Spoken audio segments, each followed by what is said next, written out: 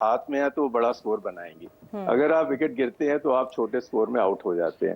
तो ये सब टेक्निकलिटीज है। और अगर हम बात करें रोहित शर्मा की बात करें या बाबर आजम की बात करें या विराट कोहली की बात करें, ये डिफरेंट क्यों है दूसरे प्लेयरों से? क्योंकि वो नॉर्मल क्रिकेट खेलते हैं और जब वो एक बार ये उनको स्टार्ट मिल जाए तो वो लंबी पारियां खेलते हैं, लंबी इनिंग्स खेलते हैं। ये पाजी यूसुफ ने बड़ी अच्छी बात की है। कहते हैं जिस तरह जिमी पाजी ने बात की है ना कि क्रिकेट अब 2020 हो गई है, अब टाकरे भी 2020 हो गई, कोई किसी की बात नहीं सुन रहा।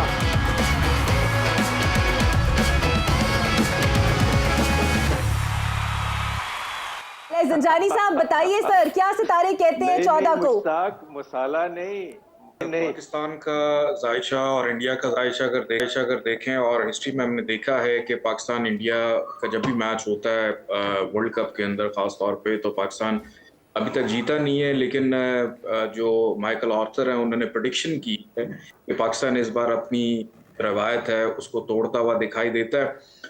पाकिस्तान इंडिया का जो मैच है 14 तारीख, सबसे पहले तो 14 तारीख का जो दिन है इसको देखना बड़ा इंपॉर्टेंट है, क्योंकि 14 तारीख को तकरीबन शाम को 8 बजे के करीब सूरज ग्रहण भी शुरू होने जा रहा है।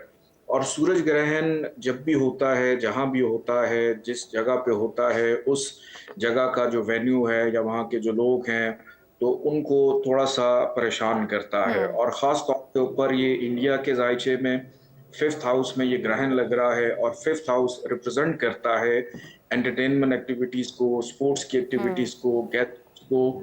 तो इस ग्रहण के असरात 30 दिन पहले स्टार्ट होते हैं और 30 दिन के बाद तक रहते हैं। तो इसमें बहुत ज़्यादा इंडियन गवर्नमेंट को सिक्योरिटी के प्रोटोकॉल्स का जो कि बिल्कुल ख्याल रख रहे होंगे, एक्टिविटीज़ का ख्याल रख रहे होंगे, इसमें बहुत ज़्यादा एहतियात की भी ज़रूरत है। और जहाँ तक मैच की अगर बात की जाए तो पाकिस्तान के जायचे में और इंडिया के जायचे में अगर हम देखते हैं दोनों की पावर सेम आती है।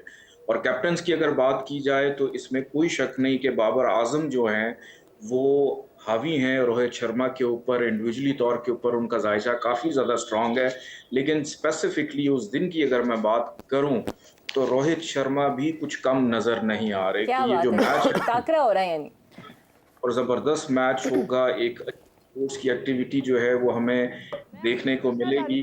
और इंडिया चूंकि होम ग्राउंड पे है वहाँ जी पूछिए शिवानी, पूछिए।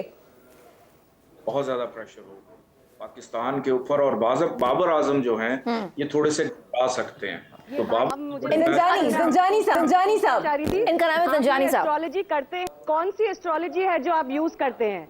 बहुत सारी एस्ट्रोलॉजी के फील्ड्स हैं दुनिया भर में। आप जो एस्ट्रोलॉजी प्रेडिक्शन कर रहे हैं ये किस एस्ट्रोलॉजी के बेस पे कर रहे हैं? कौन सी एस्ट्रोलॉजी है ये? वैदिक एस्ट्रोलॉजी करते हैं, इसको वैदिक एस्ट्रोलॉजी कहते हैं। अच्छा, एक और सवाल मैं पूछना चाहूंगी शिवानी ज़ंजानी साहब से, और वो ये कि दोनों टीम्स में से कौन से कि पाकिस्तान में भी लोग वैदिक एस्ट्रोलॉजी फॉलो करते हैं, तो मुझे सुन के बहुत अच्छा लगा। नहीं बिल्कुल हम फॉलो भी करते हैं, specially when it comes to Pak Bharat टाकरा, तो फॉलो अप करना बड़ा जरूरी है जनाब। एक और सवाल ज़ंजानी साहब आपकी तरफ में आती हूँ, दोनों टीम्स की अगर हम बात करें, कौन से दो ऐसे प्लेयर्स हैं जो हमें 14 अक्टूबर को कोलैप्स होते हुए नजर आएंगे? एक तो शाहीन जो हैं उनका और शादाब, ये दो प्लेयर्स जो हैं ये थोड़े से वीक नज़र आ रहे हैं पाकिस्तान की साइड पे। और केएल की बात करूं और बुमराह की बात करूं तो ये दोनों भी ज़रा थोड़े से वीक नज़र आ रहे हैं। और विराट को भी अगर मैं देखूं तो विराट जो हैं ये भी थोड़े से वीक नज़र आ रहे हैं। बाकी खाना नहीं खा रहे या क्या मसला? ये तो बड़े अहम प्लेयर्स हैं। सूरज ग्लेयर है सर, सूरज ग्लेयर है, उसका असर हो रहा है। कोई खाना गुना नहीं खा रहे क्या? रोजे रखे हुए हैं क्या? चक्कर है? प्रसाद साहब, ये तो बड़े अहम प्लेयर हैं आपकी साइड से, बुमराह और केएल राहुल और विराट। नहीं, obviously Indian team depends on other players as well. It's not just Rohit or Virat और KL has to perform. Bharat में हमेशा ये सोचते रहते हैं, पूरे वर्ल्ड क्रिकेट में लोग यही सोचते हैं कि पाकिस्तान की पेस बैटरी हर साल के बाद हर साल नए pace battery, pace bowlers, world के बेस्ट बॉलर प्रोड्यूस करते हैं। एक तो ये बताइए, दूसरा आपको अब हमारी जो पेस बैटरी है बहुत सालों के बाद हमारे पास इतने पेस बॉलर्स हैं जो हम उनको रोटेट भी कर सकते हैं, उनके बारे में क्या कहना है?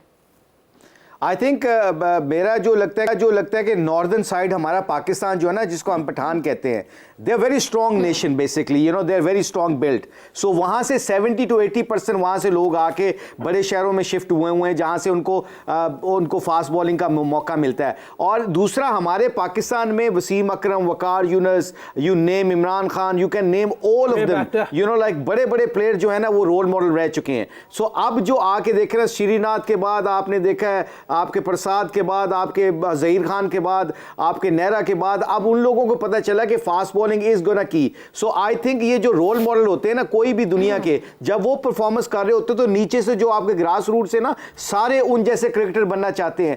इसलिए पाकिस्तान और इंडिया की बॉलिंग अब तगड़ी होती जा रही है, fast bowling, because highest level के ऊपर उनको 140-45 के लगभग के बॉलर्स मिल रहे हैं, पर नीचे से खुद ब खुद अब निकलने लगेंगे. कार्तर के दौर में, बिशिंग सिंह बेदी साहब के दौर में, और जितने भी आपके स्पिनर, अनिल कुंबले के दौर में, जब स्पिन अच्छा कर रहे होते थे तो everyone wants to become spinners. Now आप देखिएगा कि अब फास्ट बॉलरों का दौर शुरू हो गया इंडिया में भी और पाकिस्तान में भी. इसलिए ये दोनों मुल्कों में अब फास्ट बॉलर्स और अच्छे तगड़े फास्ट बॉलर मिल रहे हैं, क्योंकि जो ऊपर वाले बॉलर हैं नेशनल टीम के साथ आपकी कंट्रीज के प्लेयर्स हैं वो परफॉर्मेंस कर रहे हैं, इसलिए उनको ऐसे नीचे से अब सारे they want to be like them.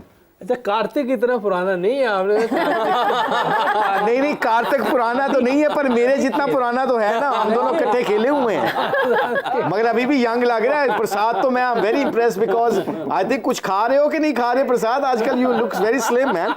प्रसाद साहब, व्हाट आर यू डूइंग जी? अच्छी डाइट कंट्रोल की. नहीं, ये अभी तीसरी बार पूछ लिया, तो वेंकी आप बता ही दीजिए अपना राज. क्या राज है आपका? No, there's no secret. There's no राज कुछ है ही नहीं है. बस you know, exercise and right diet. That's about it. Before that एक क्वेश्चन है मेरा आप सबसे, शिवानी, एक game changer from both the teams. ये बड़ा इंपॉर्टेंट एक क्वेश्चन है. मुश्ताक साहब आपसे शुरू करेंगे, फिर हम बढ़ेंगे भारतीय पैनलिस्ट की तरफ. Game changer from both the teams. Game changers हो गया आज जो टाकरा है, ये गेम चेंजर ही तो है. अरे वाह, ये गेम चेंजर का नाम ही टाकरा है, क्योंकि आज हम सारे अपने फैंस को बता रहे हैं कि जैसे जिमी पाजी, कार्तिक और प्रसाद को हमने देखा है, हमारे चेहरों पे खुशियां आ गई हैं कि हमारे अपने कुलीग्स को नजर आए, दोबारा नजर आए, और वो यंग नजर आ रहे हैं, हैप्पी, खुश नजर आ रहे हैं. तो ये हमारी गेम चेंजर है. मोहम्मद यूसुफ साहब, दो खिलाड़ी. स्पोर्ट्स है, और जैसे मुशी भाई ने कहा, एक दूसरे को देखा है, पुराने प्लेयर और यादें पुरानी, और बड़ा अच्छा टाइम गुजरा है ग्राउंड में. हो सकता है थोड़ा बहुत ऊपर नीचे हुआ, लेकिन ग्राउंड से बाहर बहुत अच्छा रहा है सबके साथ, और यही होता है. पाकिस्तान गेम चेंजर है. पाकिस्तान इंशाल्लाह जी, और पाकिस्तान गेम चेंजर है, और ये पाकिस्तान जीतेगा. बहुत शुक्रिया शिवानी आपका, आपके पैनलिस्ट का और हमारे पैनलिस्ट का भी. And we are looking forward एक जबरदस्त टाकरे के लिए, और हमें इजाजत दीजिए, और हम अब देखेंगे मैच, और आप भी देखिए, और हम दुआ करेंगे कि पाकिस्तान जीते. पाकिस्तान जिंदाबाद. खुदा हाफिज.